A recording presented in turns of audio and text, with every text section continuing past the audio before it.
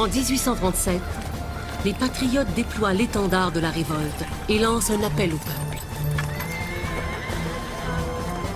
Exaspérés par le rejet des 92 résolutions, ils sortent le débat de l'Assemblée et organisent une série de manifestations populaires à l'échelle de la colonie.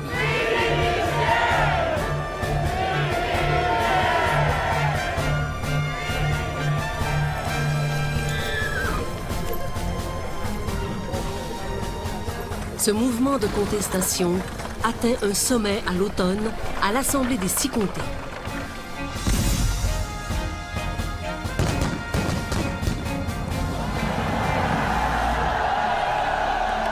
« 5000 personnes se rassemblent à Saint-Charles, dans la vallée du Richelieu. Ils viennent écouter le plus grand orateur de la colonie, Louis-Joseph Papineau.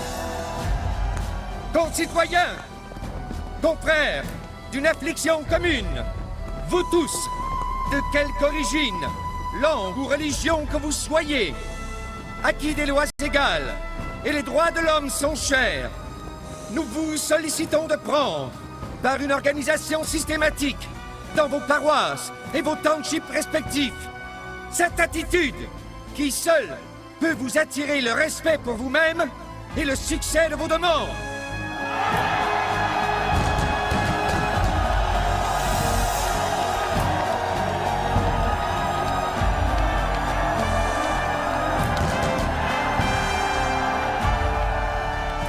Dans son discours, Louis-Joseph Papineau se laisse emporter par un vent révolutionnaire. Il invite tous les patriotes à élire leurs propres juges et officiers de milice pour remplacer ceux qui restent loyaux à la couronne. Assemblez-vous et élisez des magistrats pacificateurs, à l'exemple de vos frères réformistes des 2 montagnes, pour protéger le peuple contre la vengeance de ses ennemis.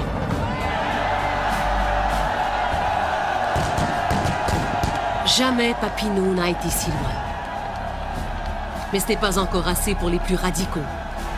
Comme certains Canadiens anglais, le docteur Wilfred Nelson de Saint-Denis a épousé la cause des patriotes. Eh bien, moi, je prétends que le temps est arrivé de faire fondre nos plats et nos cuillères en étain pour en faire des balles. Un médecin de Napierville, Cyril Hector Côté, est du même avis. Moi aussi, je prétends que le temps des discours est passé. C'est du plomb qu'il faut envoyer maintenant à nos ennemis.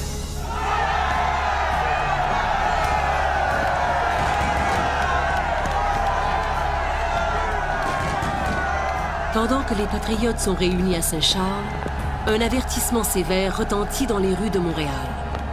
Peter McGill, le président de la Banque de Montréal, s'adresse à 4000 personnes rassemblées à la place d'Armes. Il faut admettre leur droit constitutionnel à se rassembler et à discuter, à présenter des pétitions et à protester lorsqu'ils se sentent lésés. Mais ceux qui outrepassent les limites prescrites par la loi et qui, par des actions frôlant la rébellion, bafouent les sentiments des citoyens loyaux, bien disposés et pacifiques, doivent comprendre qu'une telle conduite ne pourra plus être tolérée impunément.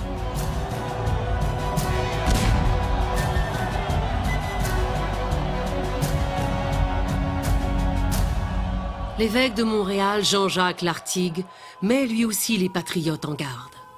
Avez-vous jamais pensé sérieusement aux horreurs d'une guerre civile? Vous êtes-vous représenté les ruisseaux de sang inondant vos rues et vos campagnes? Et l'innocent enveloppé avec le coupable dans la même série de malheurs?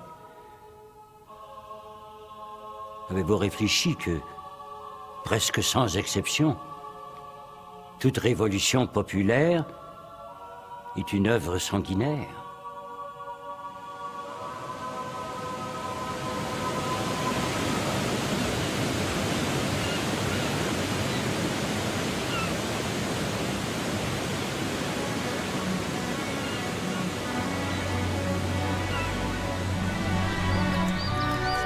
L'agitation gagne le Haut-Canada.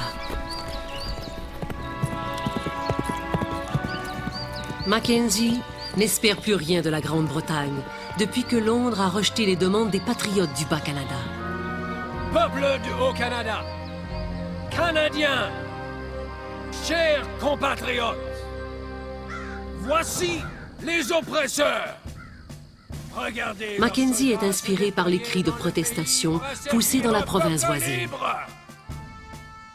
Si le Royaume britannique peut taxer le peuple du Bas-Canada contre leur gré, il en fera de même avec vous lorsque vous oserez vous libérer. Pendant des semaines, Mackenzie parcourt la campagne au nord de Toronto. Il tente de recueillir des appuis auprès des mécontents qui réclament des écoles, des routes ou des ponts depuis des années, sans jamais obtenir satisfaction. Qui ne voudrait que l'on dise de lui qu'en tant que Haut-Canadien, il est mort pour la cause de la liberté? Mourir en luttant pour la liberté est vraiment glorieux! Voulez-vous vivre et mourir en esclave? Jamais! Mackenzie est infatigable. Il organise une quinzaine de rencontres publiques. 3 fois bravo à M. Papineau et à ses vaillants compatriotes! Hip hip! Hurrah! Hip hip! Il veut montrer au gouvernement que le peuple souhaite des réformes. Et voici maintenant William Lyon Mackenzie! Et appuie la cause des patriotes du Bas-Canada. Peuple du Haut-Canada! Peuple!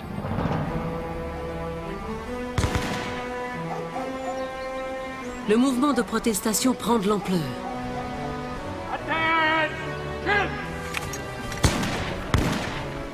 Les partisans de Mackenzie tiennent des séances d'entraînement militaire. Ces activités ne passent pas inaperçues.